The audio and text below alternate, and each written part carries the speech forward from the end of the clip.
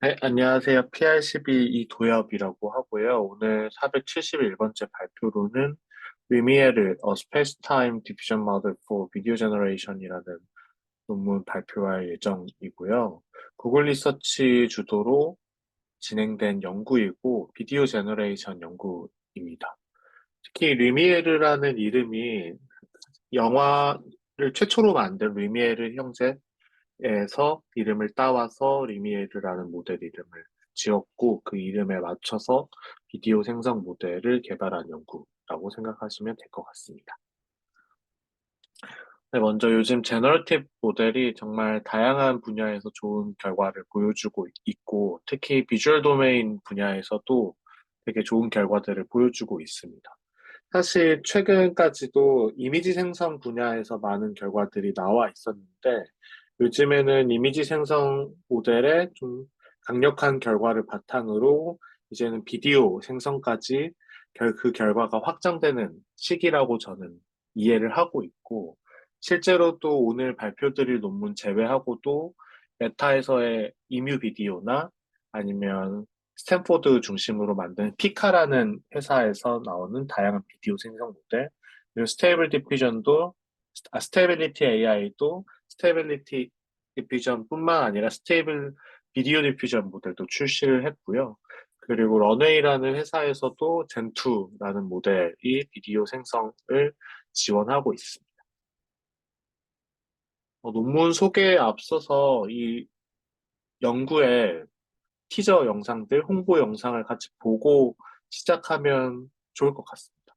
어, 첨부를 해놨고,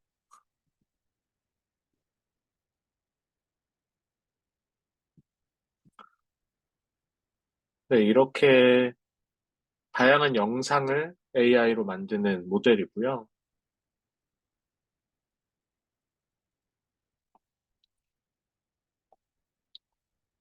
네, 기본적으로 학습한 모델은 텍스트 투 비디오 모델, 즉 텍스트를 입력하면 거기에 맞는 비디오가 생성이 되는 거고, 뿐만 아니라 이렇게 이미지 투 비디오, 이미지 한 장 주어지고 텍스트를 주어지면 그 이미지가 원하는 텍스트에 맞춰서 생성된다든지, 비디오로 생성된다든지,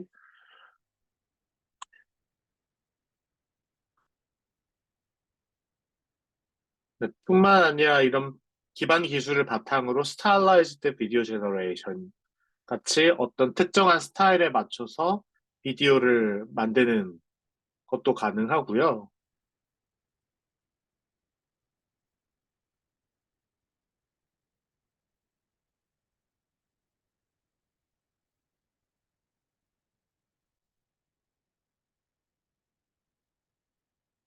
시네마그래프라는 기능은 어떤 이미지에서 내가 모션을 주고 싶은 영역을 선택하면 그 영역이 비디오로 만들어지는 부분이고, 마지막으로 비디오 인페인팅을 바탕으로 한 비디오 에디팅, 즉 비디오가 주어지고 우리가 원하는 부분, 그리고 원하는 방향의 새로운 텍스트를 입력하면 그 방향으로 비디오가 새로운 비디오로 변환되는 거라고 생각하시면 될 것 같습니다.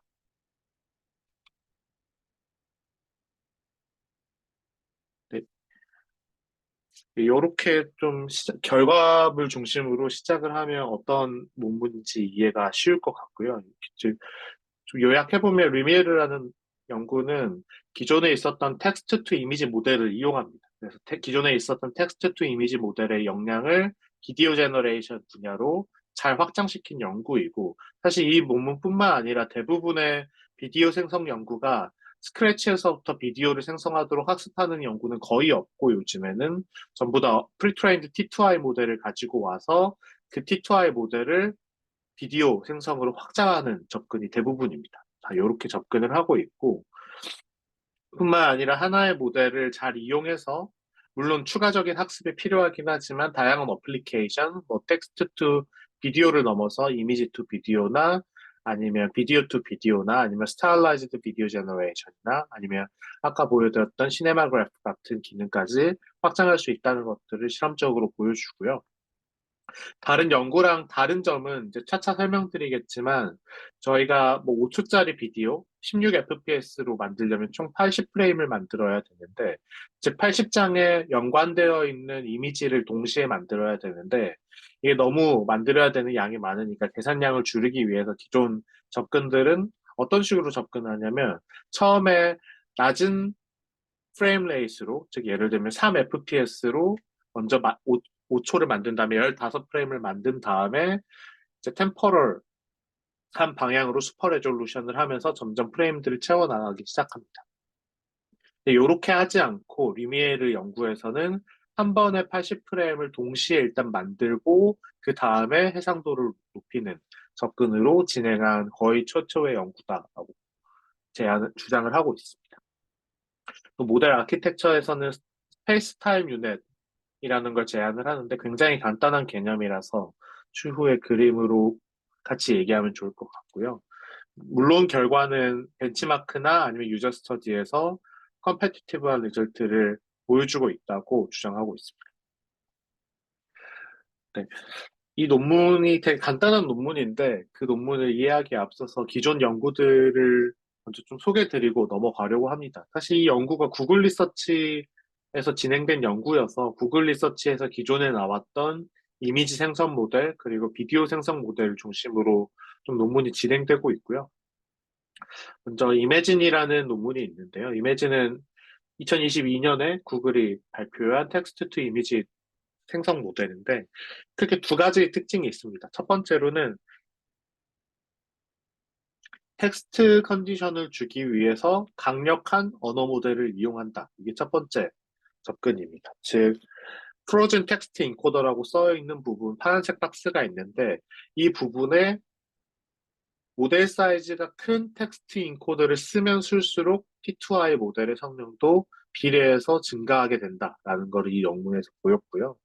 두 번째로 고해상도의 이미지를 만들 때 한 번에 고해상도 이미지를 만드는 걸 너무 계산적으로 비싸니까 먼저 우리가 1024, 1024 레졸루션의 이미지를 만들더라도 먼저 64 by 64의 작은 이미지를 먼저 만들고 그걸 바탕으로 슈퍼 레졸루션을 태우고 슈퍼 레졸루션을 태우고 즉 이런 캐스케이드한 구조로 여러 모델을 사용하면서 고해상도 이미지를 만드는 접근을 제안을 했습니다. 물론 이런 캐스케이드 디퓨전 모델은 여기에서 처음 제안한 건 아니고 기존에 물론 구글에서 제안을 했지만 이런 연구들이 진행되어 있었는데 텍스트 투 이미지 모델로 이매진에서 제안을 했습니다. 여기에서 가장 큰 최근에 나와 있는 스테이블 디퓨전이나 이런 거랑 가장 큰 차이점은 최근 많이 사용하고 있는 레이턴트 디퓨전 모델은 일단 이미지를 압축하는 레이턴트 스페이스로 보낸 다음에 그 레이턴트 스페이스 위에서 이미지에 대응되는 레이턴트를 만들고 그 레이턴트를 디코딩해서 픽셀 레벨로 만들어 주는데 이런 캐스케이드한 구조는 어떤 식으로 했냐면 그냥 픽셀 레벨을 계속 유지하면서 저해상도 이미지에서부터 고해상도 이미지로 간다는 차이점이 있습니다. 네, 그리고 이 이매진 모델을 바탕으로 만든 이매진 비디오라는 모델은 이미지는 텍스트 투 이미지 모델이니까 사실 템포럴한 레이어는 없거든요. 근데 비디오 같은 경우에는 동시에 여러 장의 이미지를 만들 때 그 이미지들이 시간축으로 연관성이 높은 이미지들의 모음이라고 비디오를 생각해 볼 수 있는데 그래서 대부분 텍스트 투 이미지 모델 중간에 템포럴 레이어라는 부분을 추가해서 연관된 이미지들끼리 관계를 고려할 수 있는 레이어를 추가 학습하는 방식으로 진행을 하는데요. 근데 여기에서 또 이매진 비디오에서도 같은 방식으로 접근을 하되 보시면 우리가 고해상도의 비디오를 만드는 게 결국에 고해상도의 이미지를 굉장히 많이 만드는 거랑 똑같습니다.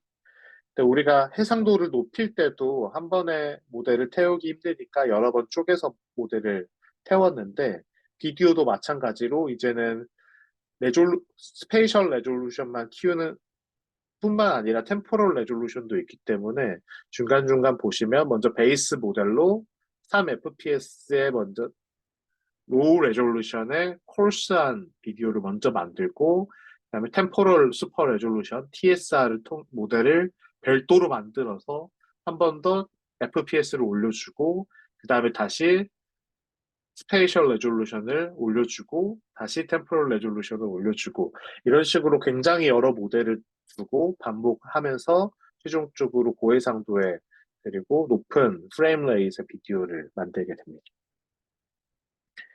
즉 정리를 해보면 사실 이런 어프로치들을 기존 연구들에서 대부분 선택을 하고 있는데요.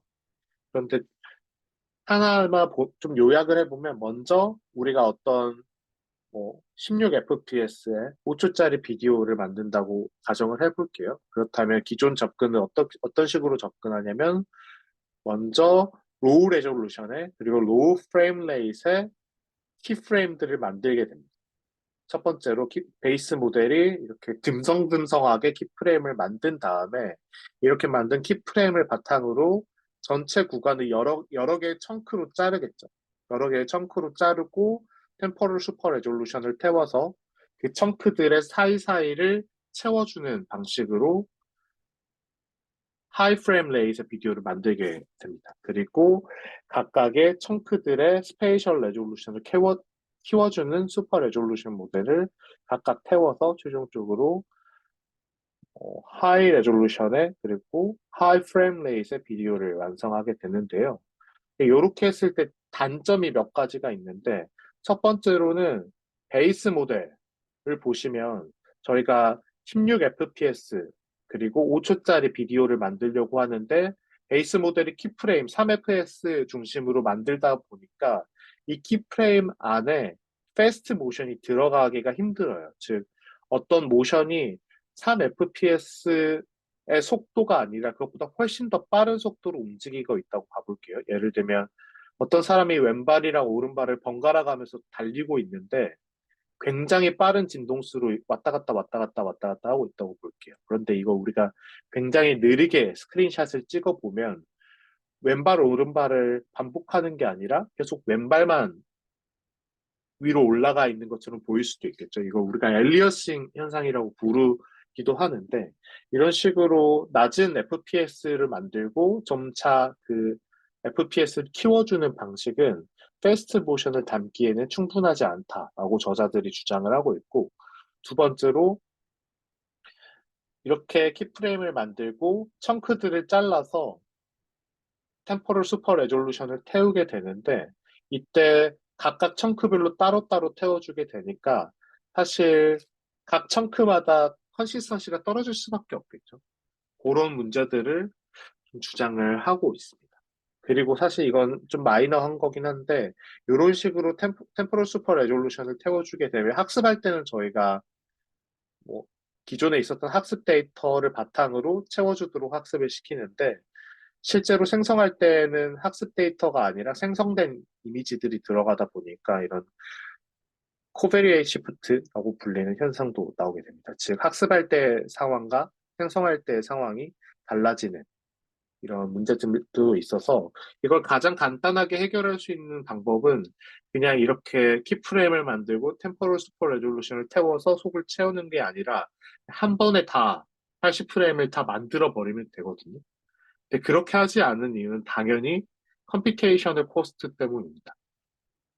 정확히 말하면 코스트가 비싼 것뿐만 아니라 고해상도에서 여러 프레임을 동시에 다 만들어 버리는 게 메모리에 올라가지도 않고 컴퓨테이셔널 인피저빌리티 때문에 이렇게 되는데 이 연구에서는 그걸 어떻게 해결할지를 고민하다가 다음과 같은 방식을 제안을 하는데요. 먼저 80프레임을 다 만들어야 되니까 절대로 하이 레졸루션에서는 못 만듭니다. 그래서 로우 레졸루션에서 근데 사실 이게 128, 128 레졸루션에서 만든다고 하는데 이것도 충분히 계산 비용이 비싸긴 하거든요.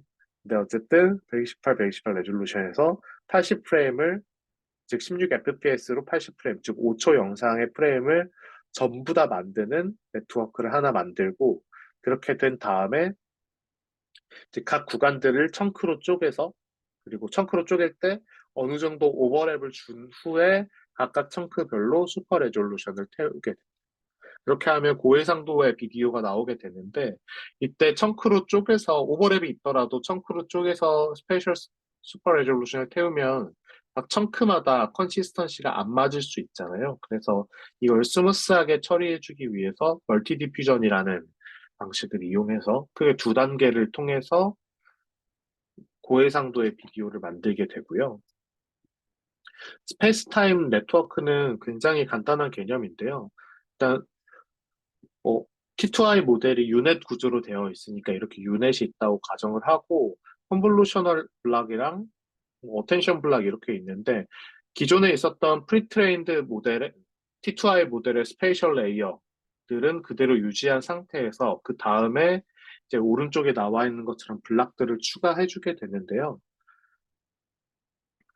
먼저 스페이셜 레이어 다음에 뭐 2D 컨볼루션 한 번 더 태워주고 뭐 노멀라이제이션 레이어 한 번 더 태워주고 그다음에 1D 컨볼루션 요게 있는데 이 1D 컨볼루션이 템포럴한 방향으로 진행되면서 좀 인접한 프레임들끼리의 관계를 모델링하는 추가적인 레이어가 추가됐고요. 그다음에 어텐션 레이어도 마찬가지로 기존의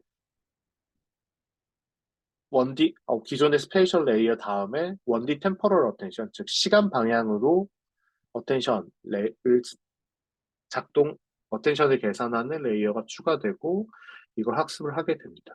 근데 어텐션 같은 경우에는 모든 프레임에 대해서 계산을 하게 되면 프레임 개수에 대해서 쿼드라틱한 컴퓨테이셔널 코스트를 갖게 되는데 여기에서는 80개의 프레임을 동시에 만들려고 하다 보니까 어텐션 계산이 굉장히 오버헤드가 심하거든요. 즉 스페이셜 레졸루션이 큰 상태에서 템포럴 어텐션을 전체 프레임에 대해서 제공하게 되면 당연히 h 바이 w 바이 뭐 t 제곱 뭐 곱하기 그다음에 이제 오퍼레이션 양 이렇게 되겠죠. 그래서 너무 계산 비용이 비싸니까 하이 레졸루션일 때는 어텐션을 아예 안 쓰고 어텐션은 다운 샘플링이 모두 다 진행된 콜스한 레벨에서만 진행을 하되 한 개의 어텐션 레이어만 쓰는 게 아니라 어텐션 레이어를 여러 개 써서 최대한 롱텀 디펜던시를 가져가자 이런 간단한 전략을 취하고 있습니다. 그리고 이 모델의 가장 핵심적인 부분이 핵심적이라고 말하기에는 너무 간단한 아이디어인데 기존 비디오 모델 같은 경우에는 이 유넷을 사용할 때 다운 샘플링을 하는 걸 스페이셜 레졸루션에만 진행을 했거든요. 근데 여기에서는 템포럴한 방향에서도 다운 샘플, 업 샘플을 진행하자는 게 핵심 아이디어입니다. 즉 기존 모델은 프리트레인드 T2I를 최대한 활용하려고 하다 보니까 이 유넷 구조를 이용하되 프레임 즉 템포럴한 방향으로는 압축을 더 이상 하지 않았습니다. 그런데 요즘 방법들은 템포럴한 방향으로도 압축을 해서 최대한 계산량을 줄이는 추세고 이 연구도 이렇게 유넷에서 다운샘플링 할 때 템포럴한 방향으로도 T에서 T over 2, 뭐 T over 4 이런 식으로 줄여주고 있습니다. 네, 이게 가장 핵심이고요. 사실 뭐 특별한 게 없어서 쉽게 이해하실 수 있을 것 같고 네, 근데 여기에서 이제 달라지는 점이 이제 이렇게 그냥 ST 유닛 가지고 뭐 모델 만들면 로우 레졸루션에서 80프레임 생성하는 그냥 3D 유닛을 만든 거거든요. 그래서 이걸로 디퓨전 모델을 추가 학습을 하면 되는데 기존에는 이렇게 총 80프레임을 다 만들고 나서 하이 레졸루션으로 바꿀 때 이제 80개의 프레임을 예를 들면 뭐 8개 단위로 10개 청크를 만든 다음에 각각 슈퍼 레졸루션을 태워줬습니다. 근데 여기에서는 그렇게 하지 않고 그렇게 하면 경계 부분에 인컨시스턴시가 생기니까 멀티 디퓨전이란 방법을 도입해서 어떤 식으로 진행을 하냐면 뭐 오버랩된 패치죠. 오버랩된 패치들을 이렇게 만들고 오른쪽 그립처럼 그리고 각각 슈퍼 레졸루션을 태운 다음에 그 결과들을 종합해서 뭐 쉽게 생각해서 에버리지 취해서 그 다음 스텝의 결과를 만들고 그 다음 스텝의 결과를 만들면 그 경계 부분이 최대한 스무스하게 만들어지겠죠. 이런 간단한 아이디어를 가지고 멀티 디퓨전 방식을 통해서 좀 경계를 스무스하게 트랜지션을 만들어 줍니다. 근데 당연히 이 그 청크들의 경계를 가장 간단하게 만드는 방법이 각각 만든 다음에 오버랩된 부분을 평균 쳐주면 가장 쉽잖아요. 멀티 디퓨전은 그 핵심 아이디어를 가져오긴 하는데 정확하게 그렇게 계산하는 방법은 아니고 이건 제가 저자의 슬라이드에서 가져온 건데 예를 들면 이미지 분야에서도 우리가 어떤 이미지 생성 모델이 뭐 512 by 512 사이즈의 이미지만 만들도록 학습되어 있다고 가정해 보겠습니다. 근데 우리가 테스트 단계에서 이 레졸루션을 훨씬 더 넘어서 예를 들어 파노라마 이미지 같이 뭐 4096 by 512 이미지 이렇게 큰 이미지를 만들고 싶을 수도 있잖아요. 이런 경우에 새로운 모델을 학습해도 되는데 멀티 디퓨전 같은 방법은 어떤 식으로 진행을 하냐면 먼저 큰 JT라는 중간 결과가 있었을 때 얘네들을 패치파잉해서 뭐 F1JT, 뭐 FNJT 이런 식으로 여러 개의 패치들로 나누어 있다고 가정해 볼게요. 그리고 이 각각의 패치들은 512 by 512, 즉 모델이 학습한 사이즈의 패치입니다. 그리고 오버랩이 주어져 있고요. 그다음에 어떤 식으로 진행하냐면 먼저 그냥 각각의 패치별로 독립적으로 디퓨전 모델을 태워서 그 다음 스텝의 결과를 만듭니다. 여기 제가 마우스 포인터가 안 보이는데 순서대로 이 파이 F1JT 이게 F1JT 즉 JT라는 큰 이미지에서 첫 번째 패치를 뜯은 다음에 그 패치에 대해서 디퓨전 모델을 태운 결과가 이제 파이 F1JT인데 이 결과랑 그리고 이제 다른 패치, 스몰 n번째 패치도 똑같이 태워줄 수 있겠죠.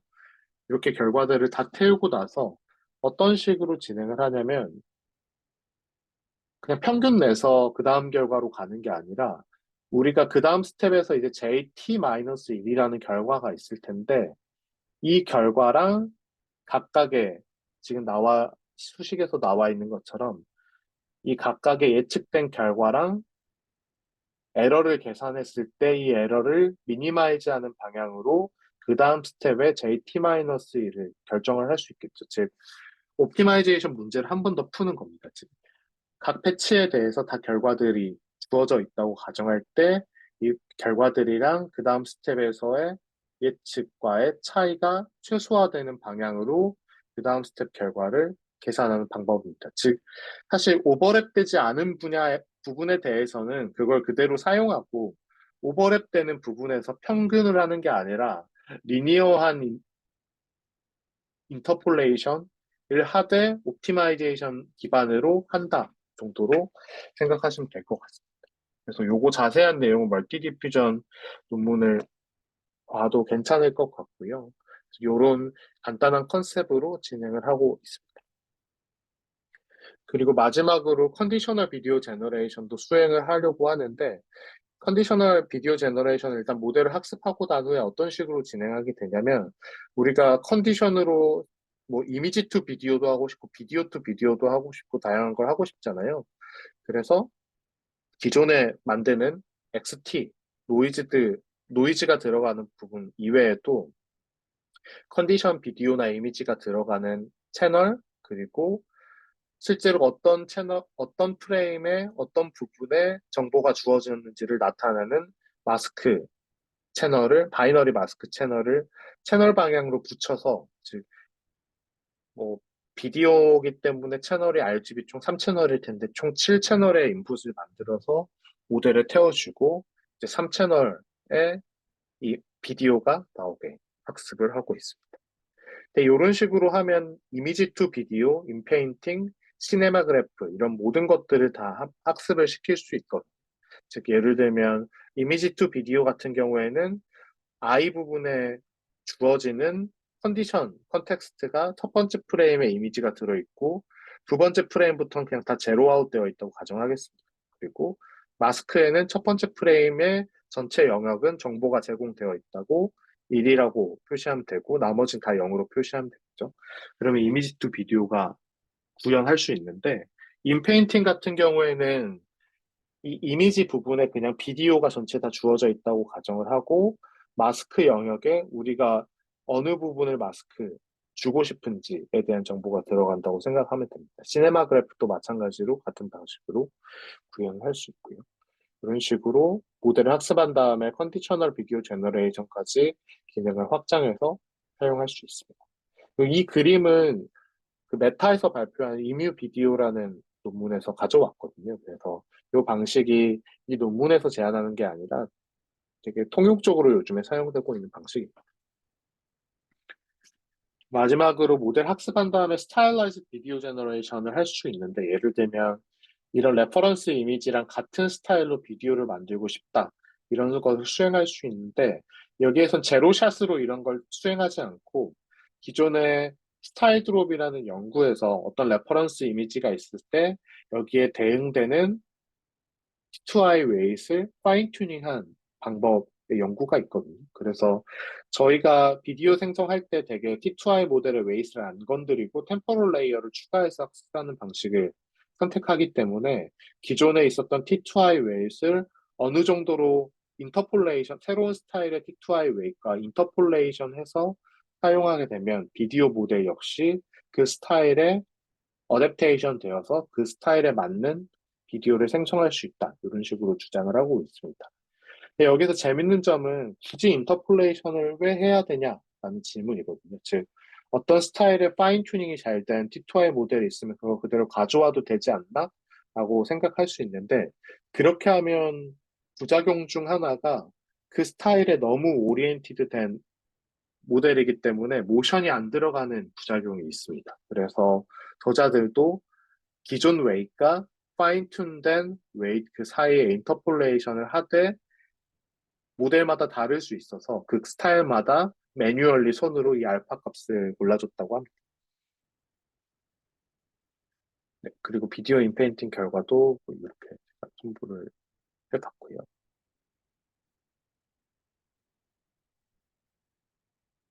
네, 이런 식으로 비디오 투 비디오 모델을 학습시키진 않았는데 SDADC란 방법으로도 예를 들어 어떤 인풋 비디오가 있었을 때 이걸 다른 스타일의 비디오로 만들 수 있다는 것도 제안을 하고 있습니다.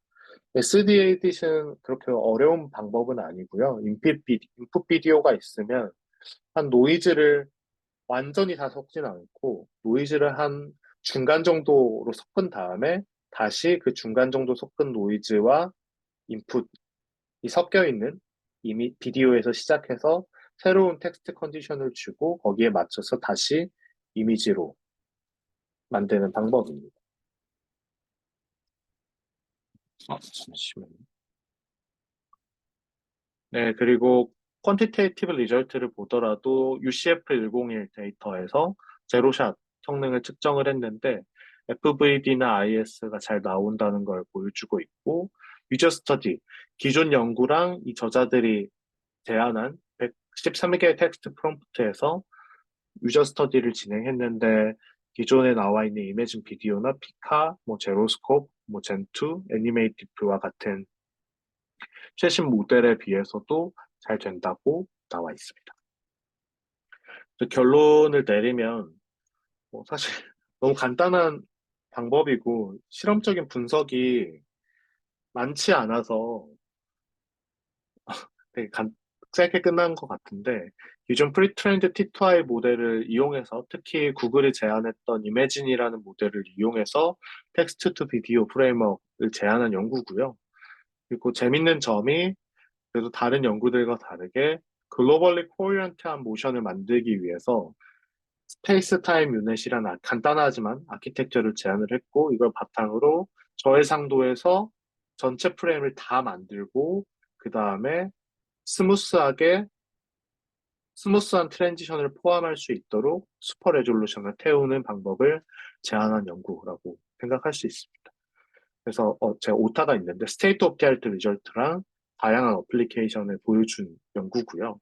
개인적으로 조금 아쉬운 점이 있다면 실제로 생성 속도나 이런 것들이 어떤 식으로 되는지 좀 분석을 한다던가 아니면 실제로 계산 비용이나 어떤 데이터를 썼는지나 이런 것들이 나와 있으면 더 좋았을 텐데 논문에도 이런 내용이 들어있진 않아서 그것도 준비하진 못해서 좀 아쉬운 점이 있습니다. 네, 오늘 제가 준비한 발표는 여기까지고요. 혹시 질문이나 잘 이해가 안 되셨던 부분이